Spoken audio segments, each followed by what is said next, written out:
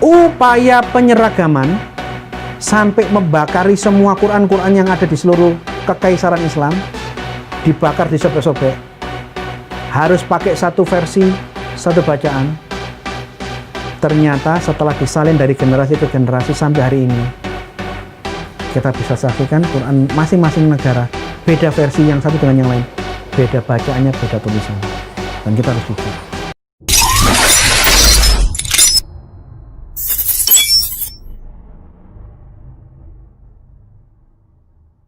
Kali ini saya akan mengangkat tentang sejarah kodifikasi Al-Quran. Di sesi ini, di episode ini, saya hanya membacakan semuanya 100% dari tulisan-tulisan orang Muslim. Saya hanya membacakan dari buku-buku ini atau buku-buku ini, sejarah tentang masa hidupnya Utsman. 100% saya akan menggunakan data-datanya orang Muslim. Saya tidak mengarang-arang cerita.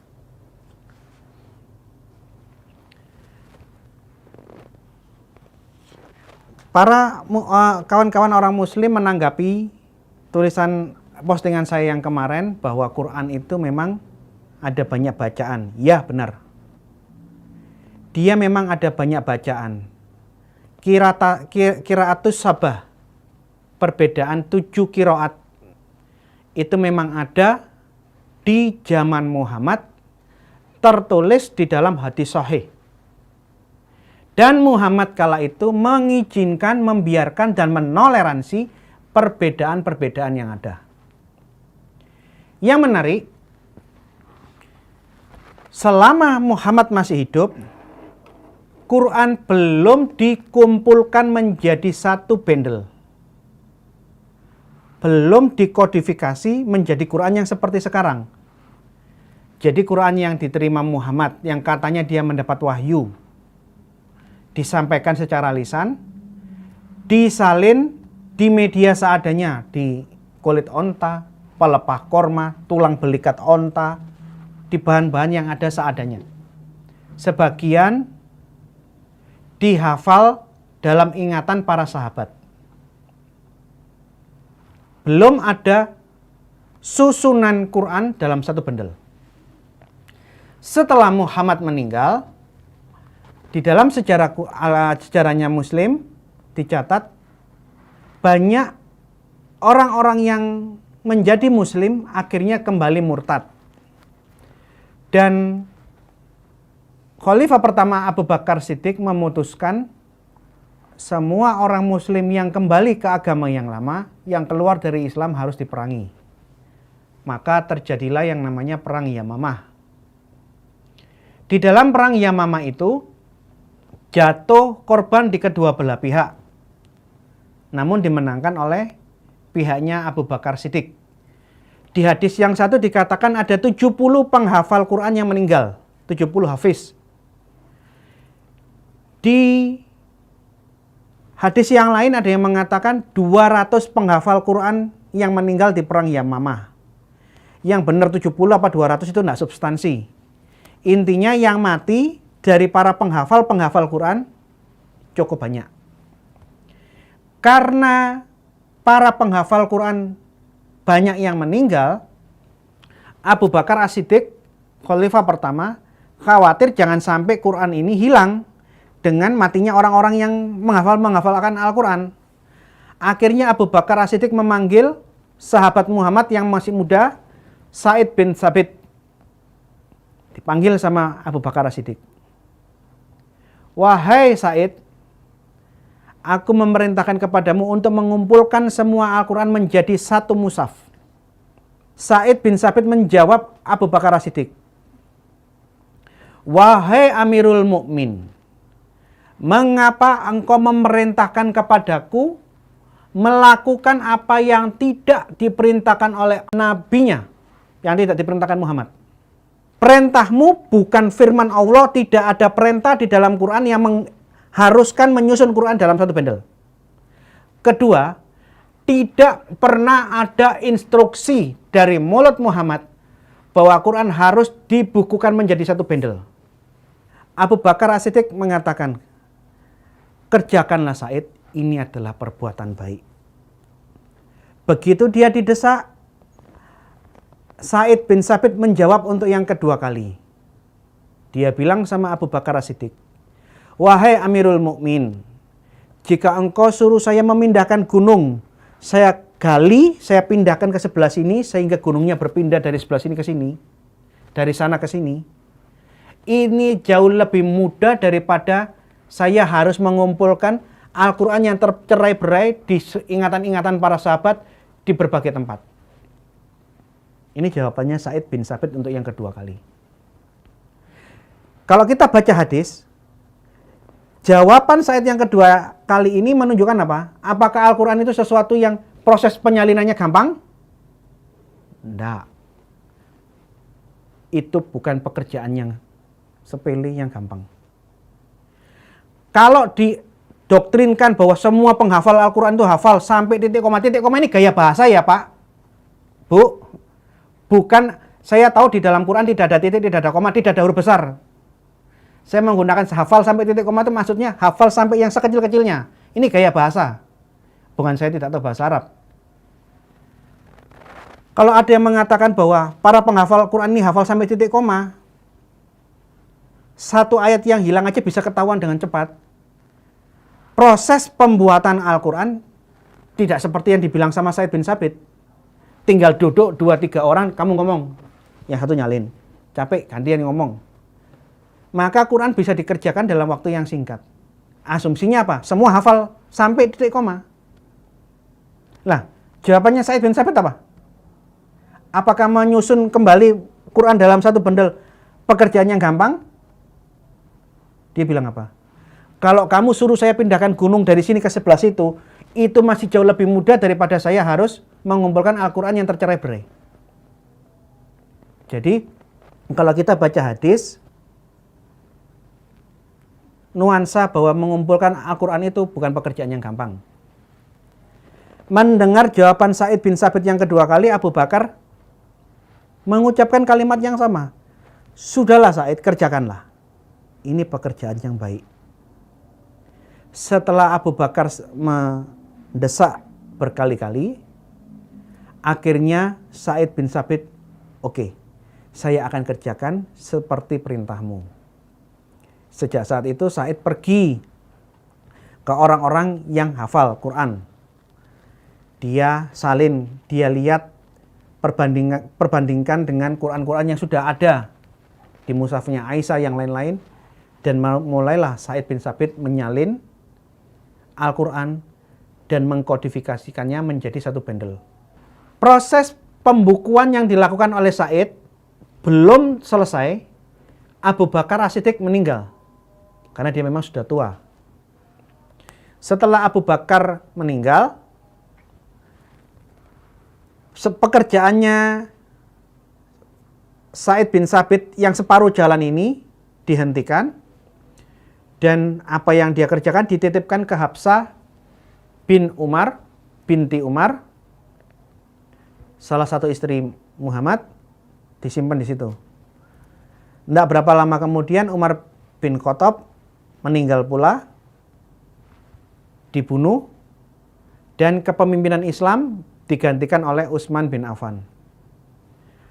Nah, saya minta semua orang Muslim cari buku-buku tentang biografinya para khalifah. Mau pakai Imam As-Suyuti, Thariq Al-Khulafa ada, Muhammad Hussein Haikal juga menulis. Dan banyak yang menulis tentang Utsman bin Affan. Di semua biografi atau catatan sejarah tentang Utsman, tercatat di zaman Utsman melakukan ekspansi, memperluas wilayah kerajaan Islam. Dia panggil Panglima Laskar Muslim Hudzaifah untuk menaklukkan perbatasan Rusia, Azerbaijan, Ukraina ditaklukkan supaya masuk menjadi wilayah kekaisaran kekhalifahan Islam. Hudzaifah memimpin bala tentara Muslim keluar dari Madinah, Makkah, menuju ke Syria. Sampai di Syam, dia mendengarkan orang-orang Muslim di Syria berdebat cekcok mengenai bacaan Qur'annya ini seperti itu, bacaannya orang Muslim yang lain kok beda-beda. Dia kaget loh, Qur'annya kok nggak sama. Dia tinggalkan Syam karena memang dia harus pergi ke dekat perbatasan Rusia. Dia keluar dengan bala tentaranya menuju singgah di Irak. Sebelum ke Ukraina, Azerbaijan, perbatasan Rusia, dia singgah di Kufa yang waktu itu sudah masuk menjadi wilayah Islam. Sesampainya dia di Irak, di kota Kufa, dia dengarkan orang Muslim berantem juga di sana. Karena Quran yang ada, yang beredar di antara orang-orang Muslim di Kufa, Quran yang satu dengan versi yang lain beda-beda dan mereka berdebat. Ngotot, saling mengotot mana yang paling benar.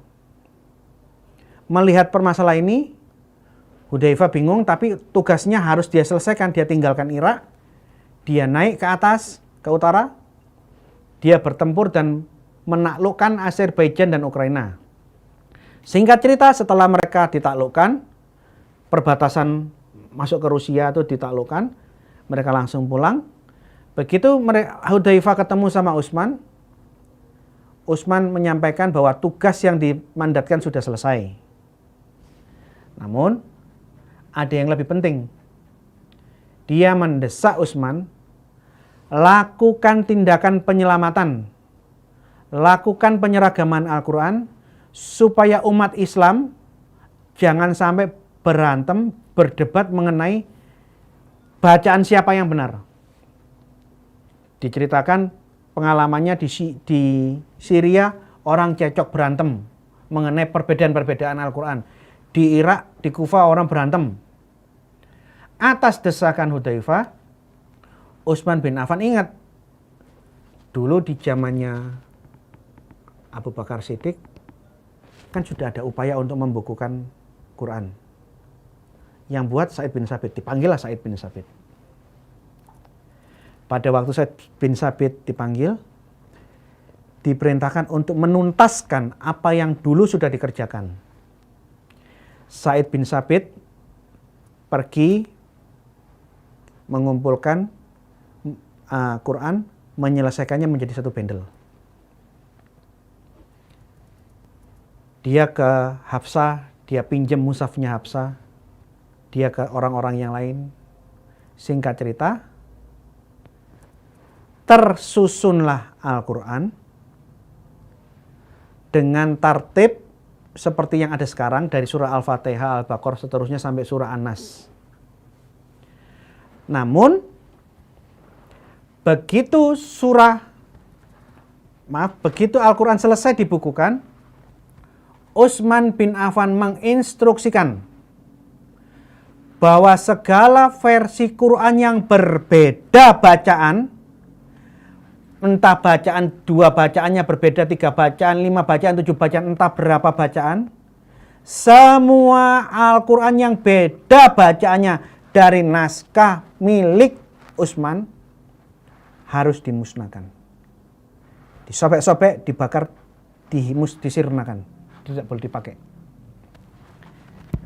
Coba kita lihat apa yang dicatat oleh Mana Khalil Katan. Ini buku yang bagus untuk dibeli. Dari isi buku ini saya menduga dia kelompok Salafi. Karena di dalam tulisannya dia mengatakan, tolong diperbesar sini.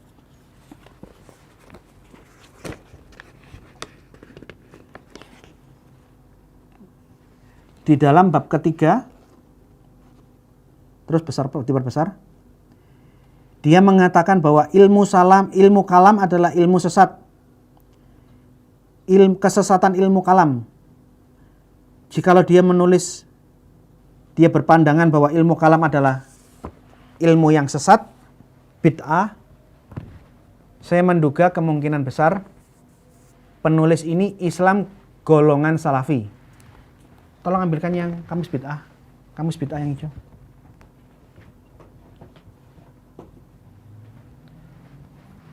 Ini kamus bid'ah kamus tentang aliran-aliran sesat dalam Islam yang nulis Syekh Albani. Syekh Albani adalah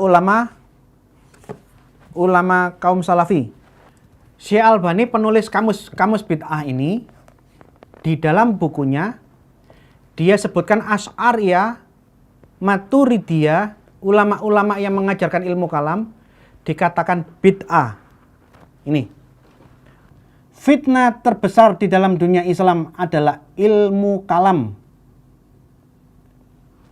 Jadi baca baik-baik, termasuk Maturidiyah, golongan Maturidi dikategorikan oleh Syekh Albani sebagai bid'ah, ajaran sesat, heresi. Oleh karena itu saya menduga penulis buku ini juga kelompok salafi. Kita perhatikan apa yang ditulis kelompok salafi. Di halaman 193. Saya bacakan ya, nanti akan keluar tulisannya ya. Saya bacakan.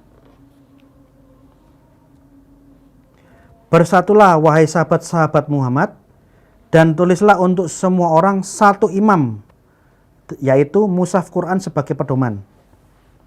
Kemudian ia memerintahkan membakar semua bentuk lembaran atau mushaf yang selain itu. Umat pun menerima perintah dengan patuh, sedang qiraat dengan 6 huruf lainnya ditinggalkan. Qiraatus sabah hanya ada di zaman Muhammad, di zaman Utsman. Semua qiraat yang berbeda dibakar, dimusnahkan, ditinggalkan. Saya ulangi, sedang qiraat dengan 6 huruf lainnya ditinggalkan. Keputusan ini tidak salah, sebab qiraat dengan 7 huruf itu tidak wajib, kata Muhammad Khalil Katan.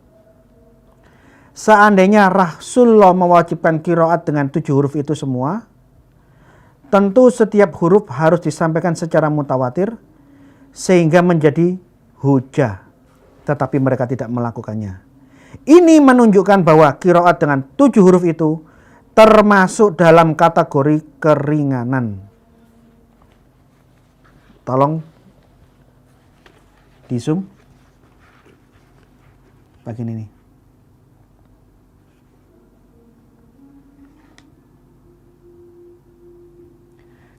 Qiraatus sabah tidak diberlakukan di zaman Utsman. Hanya boleh ada 1 bacaan. 6 bacaan lainnya yang berbeda, yang dulu ditoleransi, tidak ditoleransi. Bacaan yang berbeda dirampas, disobek, dibakar. Ia menyatukan umat Islam dalam 1 mushaf, 1 huruf, sedang mushaf yang lain disobek. Nah, halaman 193. Ia memerintahkan dengan tegas agar setiap orang yang mempunyai mushaf yang berlainan dengan mushaf yang disepakati itu membakar mushaf tersebut. Mushaf yang berbeda dari milik Utsman harus dibakar, dimusnahkan. Umat pun mendukungnya dengan taat dan mereka melihat bahwa dengan begitu Utsman telah bertindak sesuai dengan petunjuk dan sangat bijaksana. Maka umat meninggalkan qiraat dengan 6 huruf lainnya sesuai dengan permintaan pemimpin yang adil itu, sebagai bukti ketaatan umat kepadanya dan karena pertimbangan demi kebaikan mereka dan generasi sesudahnya. Dengan demikian segala qiraat yang lain sudah dimusnahkan dan bekas-bekasnya juga sudah tidak ada, dimusnahkan. Jadi kalau sampai ada yang mengatakan qiraatus sabah terus diberlakukan di zaman Utsman, diberlakukan di zaman sekarang, saya katakan itu tidak sesuai sejarah. Utsman berusaha menyatukan bacaan dengan konsekuensi bacanya berbeda, dimusnahkan, tapi usahanya gagal. Kalau yang ditulis sama mana Khalil Katan Anda tidak percaya karena ini golongan yang anti ilmu kalam, anti asyariah, golongan asyariah, golongan Maturidiyah, dia tolak, mengatakan ilmu kalam sesat. Kita buka tulisan buku ini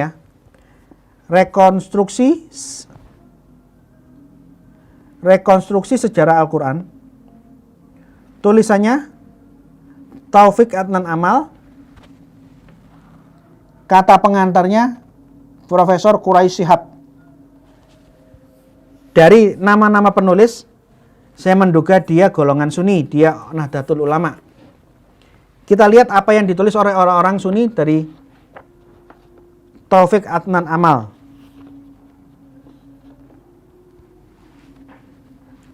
Di halaman 22, saya langsung lompat ya. Setelah diteliti dan dilakukan perbaikan, Utsman lalu merobek lembaran-lembaran lainnya. Jadi Mushaf Utsman selesai diteliti. Setelah selesai kodifikasi, Quran yang beda bacaan disobek. Termasuk Mushaf Hafsah. Pada waktu Mushaf Hafsah, mushaf yang dipinjam Said bin Sabit untuk meneruskan penyalinan di zamannya Utsman, setelah dilakukan pembukuan, mushafnya dikembalikan, tidak dibakar, tidak dihancurkan. Namun setelah Hafsah meninggal, khalifah berikutnya menyuruh mengambil mushaf Hafsah. Quran primer, Quran Hafsah punyanya istri Nabi, disobek-sobek dan dibakar. Jadi ada upaya penghilangan barang bukti. Semua Quran yang beda bacaannya, beda teksnya, yang berbeda dari versinya Utsman harus dimusnahkan. Jadi Salafi sudah, buku tulisannya Nahdlatul Ulama sudah. Sekarang kita lihat M. Hadi Ma'rifat. Saya tidak tahu ini golongan apa ya, kemungkinan ini dugaan saya. Kalau saya keliru saya minta maaf. Saya duga ini orang Syiah. Kalau salah menduga kan tidak masalah kan? Namanya juga menduga. Ini catatan dalam M. Hadi Ma'rifat. Hudzaifah menemui banyak perbedaan-perbedaan bacaan di Syria dan Irak. Dan dia meminta Utsman tolong satukan bacaan supaya jangan sampai ada pertikaian dan perpecahan di antara umat Islam. Anda bisa saksikan di layar nanti ya. Mari kita lihat apa yang ditulis M. Hadi Ma'rifat di halaman 167. Tahapan penyatuan mushaf. Dia sebutkan ada beberapa tahapan, yaitu mengumpulkan sumber-sumber yang tersebar sebagai naskah awal satu mushaf, kemudian mengkoreksi, mencocokkan satu mushaf dengan yang lainnya. Apakah salinan ini sudah otentik apa belum? Kemudian apa? Mengumpulkan mushaf-mushaf atau lembaran-lembaran sebagai catatan Quran dari semua negara Islam, kemudian menghapus dan menyirnakan semua catatan-catatan Quran yang ada di wilayah kekhalifahan Islam di semua negara-negara Islam yang sudah mereka taklukkan, diambil, dihapus, disirnakan. Utsman mengharuskan semua muslim membaca mushaf yang dikumpulkan, mengharuskan semua membaca mushaf yang sudah dikumpulkan dan melarang mereka berpedoman kepada mushaf-mushaf dan bacaan yang lain. Jadi Quran-Quran yang ada yang berbeda dihapus, disirnakan, dimusnahkan, dan mewajibkan membaca Quran versi miliknya. Versi yang berbeda dilarang dipakai. Tidak boleh ada perbedaan bacaan, tidak boleh ada perbedaan versi Quran di zaman Utsman. Semua Quran yang berbeda disirnakan, dimusnahkan. Ini baca. Dalam tahap pengumpulan mushaf-mushaf dan penghapusannya, Utsman mengutus beberapa orang ke berbagai negeri dan mengumpulkan mushaf-mushaf serta lembaran-lembaran yang di dalamnya tercantum Al-Quran, kemudian membakarnya. Jadi ada upaya penghilangan barang bukti. Anda mau baca buku biografinya Utsman pun sama. Utsman memerintahkan Quran yang berbeda dibakar. Hanya boleh versi miliknya sendiri. Versi miliknya sendiri harus disalin, dan bacaan versinya yang harus diajarkan.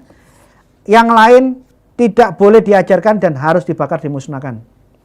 Anda mau baca bukunya sejarah Thoriq al-Khulafa, sejarah para khalifah-khalifah, sama.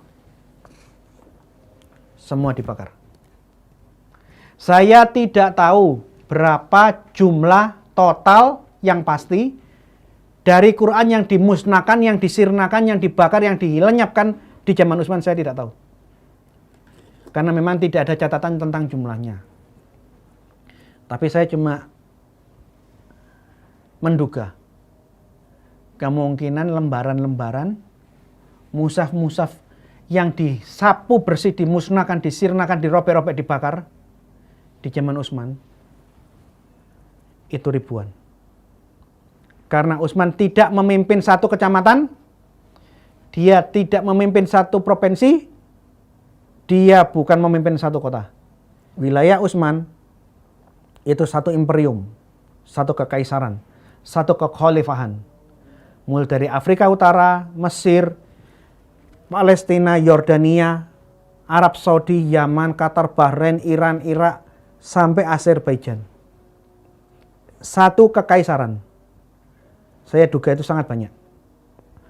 Permasalahannya, kenapa harus dibakar? Rata-rata buku-buku Muslim mengatakan itu hanya perbedaan bacaan.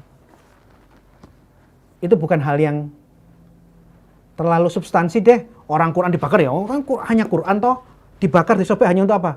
Untuk menyamakan bacaan. Kan Quran aja ini kan beda-beda, dibakar aja enggak apa-apa. Itu jawaban-jawaban yang saya lihat ada di dalam buku-buku ini. Terus terang saya geleng-geleng dan saya merasa aneh. Orang Muslim membakari, menyobek-nyobek Qurannya di zaman Utsman dianggap hal yang biasa. Bagi saya itu aneh.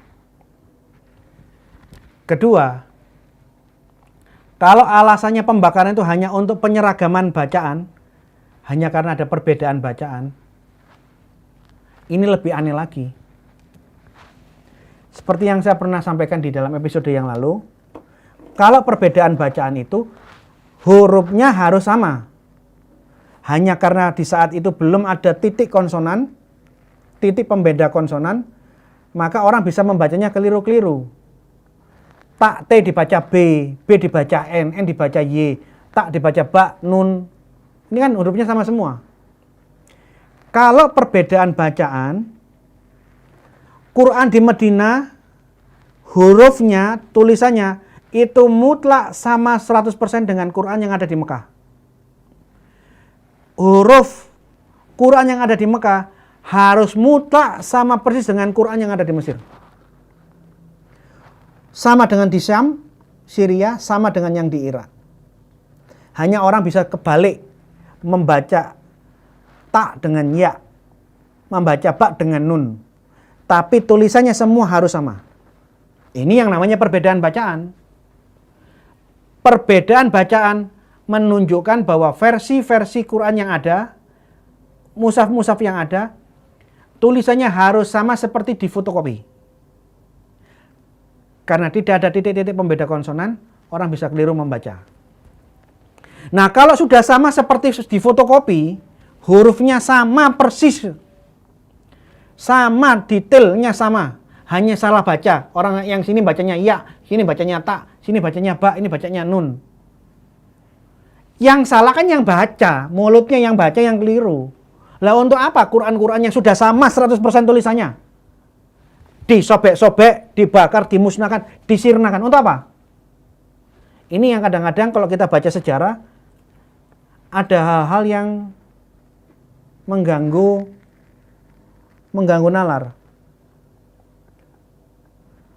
Saya duga, ini dugaan, perbedaan yang ada itu tidak sesederhana perbedaan hanya sekedar perbedaan bacaan.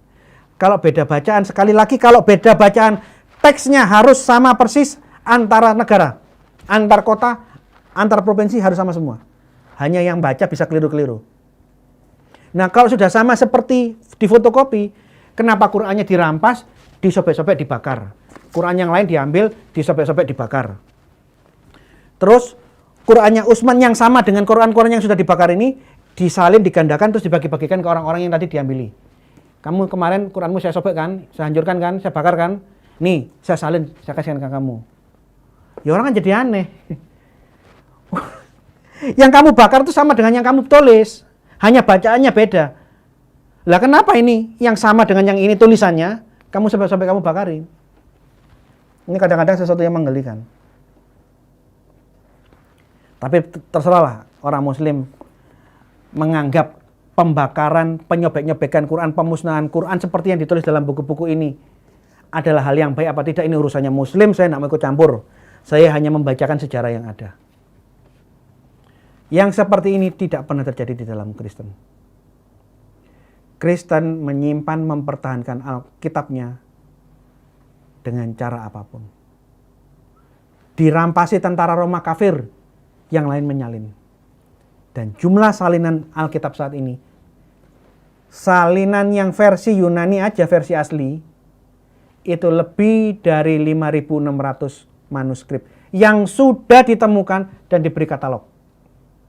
Manuskrip Perjanjian Baru versi Latin pecah rekor, ini 10.000 lebih yang sudah terdokumentasikan, terkatalogkan. Kita punya dokumen manuskrip Alkitab kuno ribuan. Islam bagaimana? Mana Quran yang asli yang kalian miliki? Tidak ada. Kalau ada yang mengatakan Quran yang asli masih ada, bohong. Semua sejarah yang sudah saya bacakan membuktikan Quran yang asli mana sekarang yang ditulis di dalam lembaran-lembaran kulit binatang, yang ditulis di dalam pelepah kurma, yang tulis di tulang belikat unta, mana? Tidak ada. Yang ada yang dimiliki orang Muslim adalah salinan. Dan salinan-salinan yang kuno jumlahnya tidak lebih dari 10 jari saya. Yang di British Museum Inggris itu cuma 2 lembar. Quran yang disimpan di British Museum Inggris itu cuma 2 lembar. Ada mushaf yang ditemukan di Topkapi. Topkapi itu di Turki. Yang ditemukan di Samarkand. Ada mushaf Quran yang ditemukan di Sana'a. Sana'a itu di Yaman. Dan semua penemuan-penemuan Quran ini menunjukkan banyak perbedaan teks dan tidak seragam. Dan upaya untuk meneliti lebih lanjut ditutup dan tidak boleh diakses oleh siapapun. Kalau Kristen, orang Kristen punya ribuan manuskrip Alkitab dan diteliti secara terbuka untuk kajian kritik teks. Jadi ini sejarah tentang Al-Quran, bahwa harus diakui orang Kristen dan orang Muslim harus jujur. Kristen tidak bisa menunjukkan Alkitab yang asli, yang ada salinan, tapi jumlahnya ribuan. Manuskrip abad pertama papirus ratusan, abad kedua ratusan, abad ketiga ratusan, bahkan ribu. Totalnya yang bahasa Yunani aslinya 5.700. Quran juga sama.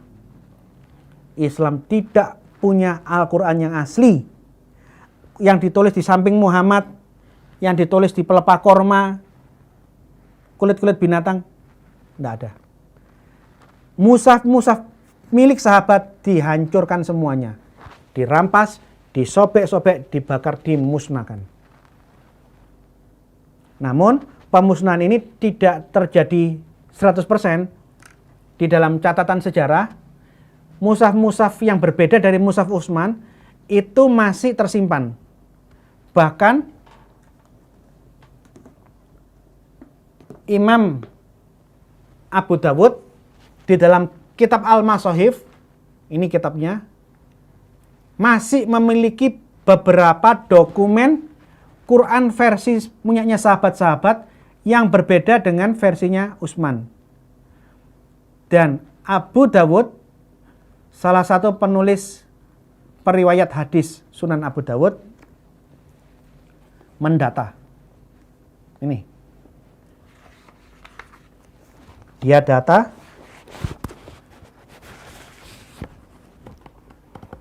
Di surah keempat, versinya Utsman bunyinya seperti ini. Di versi Quran mushafnya sahabat apa ini, bunyinya beda. Ini loh.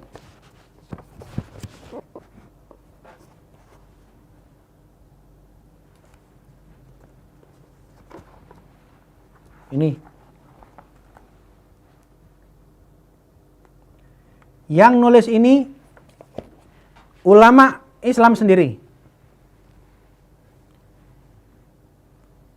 Bahwa di zaman dia hidup, di abad ke-10, masih dia miliki dokumen-dokumen Quran-Quran yang dimusnahkan di zamannya Utsman, di abad ke-78. Sebagian dia masih terselamatkan, dan dia tuliskan buku, dia data. Versi Utsman dibandingkan dengan versi mushafnya Ibnu Mas'ud, ada perbedaan-perbedaan. Mushaf Utsman dengan mushafnya Ubay bin Ka'ab, ini perbedaannya di sini, dia data. Mushafnya Utsman dengan mushafnya Ibnu Zubair, dengan berbagai mushaf yang lain yang di zaman sahabat-sahabat Muhammad, dia data jumlahnya ribuan perbedaan. Dan untuk ini akan ada sesi khusus setelah ini. Saya akan bahas khusus perbedaan-perbedaan Al-Quran di zaman pra-Utsman. Nah, demikian saya menyampaikan sesi ini. Jadi, urutan-urutan Quran yang ada, yang kita lihat di dalam Quran zaman sekarang, itu baru dibuat oleh Utsman bin Affan. Urutan-urutan Quran belum ditertibkan di zamannya Muhammad, tidak ada urutannya. Tidak ada hadis yang mengatakan susunan Quran itu harus ini, tidak ada. Tidak ada perintah dari Muhammad harus menyusun dari satu bendel. Jadi Quran yang ada sekarang yang dipakai semua orang Muslim, itu inisiatifnya bukan dari Muhammad dan dari Allah, tapi dari Abu Bakar, yang disempurnakan, dituntaskan oleh Utsman. Ya. Kedua, mushaf sebelum Utsman itu berbeda. Susunannya berbeda, jumlah surahnya, dan ini akan ada sesi tersendiri untuk membahas masalah ini. Ketiga, ada pemusnahan massal. Setelah Utsman melakukan kodifikasi, semua Quran yang berbeda dari versinya dirampas, dia bakar, dia sobek-sobek. Sekalipun demikian masih ada yang bisa diselamatkan sampai abad ke-10, dan Abu Daud membukukannya. Perbedaannya ini dengan itu apa, dicatat semua. Jadi, tolong jangan dikaburkan sejarah perbedaan bacaan qiraatus sabah di zaman Muhammad dicampur adukkan dengan kondisi Quran di zaman pasca Utsman. Karena di zaman Muhammad perbedaan bacaan diizinkan, dibiarkan. Tadi kita baca bukunya Khalil Katan. Di zaman Utsman 6 bacaan lainnya yang berbeda, dulu ada 7 bacaan, 6 bacaan lainnya yang berbeda disobek-sobek, dimusnahkan, dilarang. Kita harus jujur dengan sejarah. Artinya apa? Upaya penyeragaman sampai membakari semua Quran-Quran yang ada di seluruh kekaisaran Islam, dibakar, disobek-sobek, harus pakai satu versi, satu bacaan. Ternyata setelah disalin dari generasi ke generasi sampai hari ini, kita bisa saksikan Quran masing-masing negara beda versi yang satu dengan yang lain, beda bacaannya, beda tulisan. Dan kita harus jujur. Saya tidak menghina, saya hanya membacakan dan menunjukkan ini perbedaannya di sini. Mengenai tafsirnya itu urusan kalian, bukan urusan saya. Terima kasih, Tuhan memberkati.